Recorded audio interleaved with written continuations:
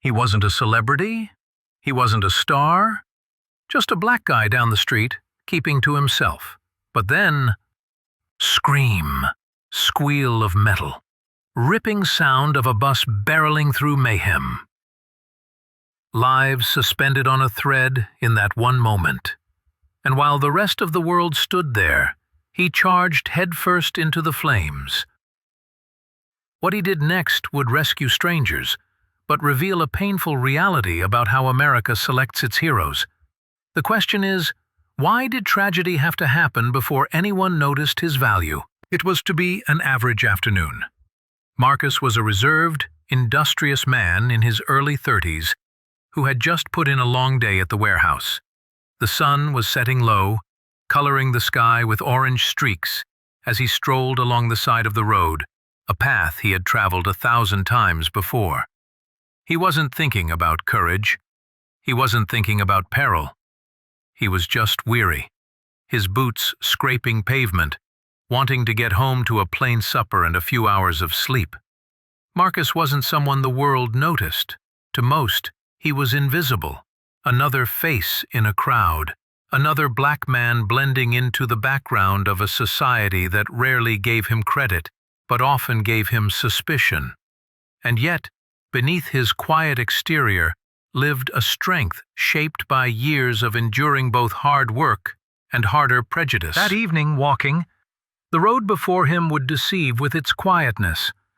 Far away, a noise, metal screeching, tires wailing.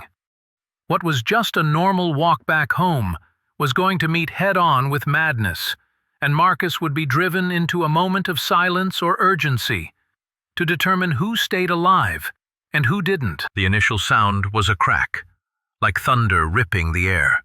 Next was the grinding bellow of metal contorting against metal. Marcus stood still for an instant before his training took hold. In front, just around the bend in the road, a city bus had crashed sideways, tilting against the ditch. Smoke rose skyward, glass sparkled on the asphalt, and screams cut through the air. Marcus ran without thinking. He didn't pause to gauge the risk. He didn't listen for alarms. He ran toward the pandemonium, grabbing at the mangled bus door, prying it open with his shoulder until the hinges creaked and snapped. And inside, the violence was stark. Children cowered under benches. A woman lay jammed between the pieces of shattered glass. A man's arm was trapped under the wreckage. Time was everything, and Marcus became the lifeline. One at a time, he rescued people, bundling them out, steering them to safety. But as he staggered out of the smoke, assisting a mother with a child in her arms, the emergency lights arrived. Not an ambulance. Not yet. Police cars skidded to a stop, rubber-burning tires. Police officers jumped out, guns in hand, eyes narrowing. And in that moment, Marcus understood something appalling. To them, he was not the hero, he was the danger. Arms still shaking, shirt spattered with blood and filth, Marcus instinctively raised his arms. The mother he had just rescued cried out, pleading the officers to look at what he had done. But suspicion sliced deeper than truth. The questions were not who needs help, but what are you doing here? And step away from the bus. All of Marcus's being longed to cry out, to beg for sense. But he knew the danger. One miscalculation, one misread sign, and his bravery would be wiped out by a bullet, reworded in a report as hostility. The mob of survivors, shaken, bruised, alive, watched, but their protests sounded feeble in the face of suspicion. Minutes felt like hours. Every order shouted by the officers pulled tension tighter.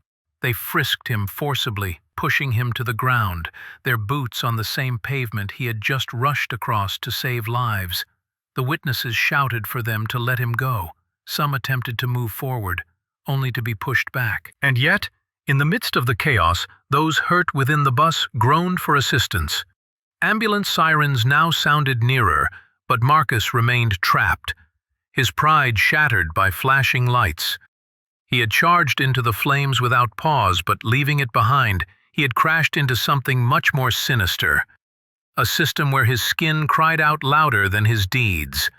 For every life he pulled from the wreckage, suspicion tightened its grip on him. And as the medics finally rushed in, the question hung heavy in the smoke-filled air. Would the truth of his heroism be recognized? Or would racism bury it before it had a chance to breathe? The pavement was cold against Marcus's cheek, grit pressing into his skin as the weight of an officer's knee bore down. Around him, chaos still burned. The hiss of steam from the bus, the cries of the wounded, the crackle of broken glass. But none of it mattered to the officers, who saw only one thing: a black man at the center of the wreckage. He tried to speak, to tell them he was pulling survivors from the smoke, but his words caught in his throat.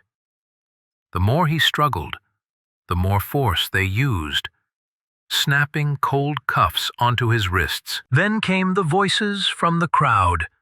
Survivors shouted, pointing at Marcus. "He saved us!" cried a child clinging to her mother. Others echoed the truth, their voices rising above the sirens and fear. The officers froze. Suspicion gave way to doubt, and then to realization. Slowly, one officer lowered his weapon. Another stepped forward, unlocking the cuffs. "You helped them?" the officer asked. His tone changed, softer, respectful. Marcus nodded, still catching his breath. In that instant, everything shifted. The same officers who had held him down now reached out their hands, helping him to his feet. "Then let's finish this together," one said. Side by side, Marcus and the police rushed back into the chaos, pulling survivors from the wreckage, carrying the wounded to safety. Hours later, when the fire was finally under control and the last survivor taken to safety, Marcus stood among the officers, bruised but unbroken. A senior commander approached, speaking not just to Marcus, but to the crowd gathered around. "This man," the officer said, placing a hand on Marcus's shoulder, "risked his life tonight to save others. We mistook him at first, but the truth is clear. He is a hero." The crowd erupted in applause. Phones that once recorded suspicion now captured gratitude. For the first time that night, Marcus's courage was not questioned. It was celebrated. Days later, at a small ceremony, Marcus was awarded a public commendation for bravery. Standing before the community, with officers by his side, he received not just a medal, but the recognition he deserved. And though the memory of those first moments of doubt still lingered, Marcus knew something had changed. His story was no longer about suspicion. It was about how truth, courage, and humanity could break through prejudice, turning a suspect into a symbol of hope.